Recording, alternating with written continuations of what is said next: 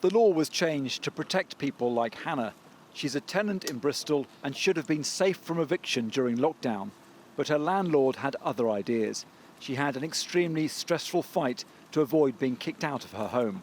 You just end up becoming quite attached to where you are. And also then financially, how are we all going to pay for a new deposit and a month's rent? And yeah, just so many things to think about. And also none of us are working. 2 people have like unstable job employment situations. So yeah, it was pretty stressful. Community and tenants union Acorn stood between Hannah and eviction. She can now stay until November. The group predicts an unprecedented housing crisis once the anti-eviction law ends in England on Sunday. Primarily, my main concern is that it's premature, the ban being lifted. I mean, nothing has essentially changed. We're still, as you can see, in the middle of a pandemic. The fact that people are now suddenly in danger of being put out on the streets makes no sense. I mean, as an organisation, we stand against evictions at all times, but particularly at this moment, housing quite literally is tantamount to health.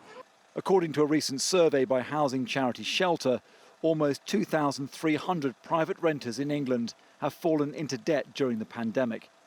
174,000 tenants have already been threatened with eviction by their landlord or letting agent.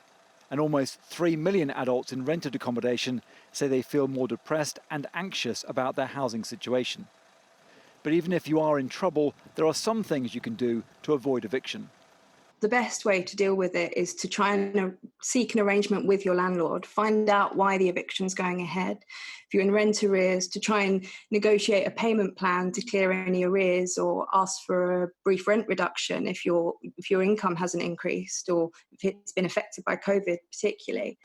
The government says it has already taken unprecedented steps to support tenants in England during the pandemic and has also given money to councils to tackle homelessness.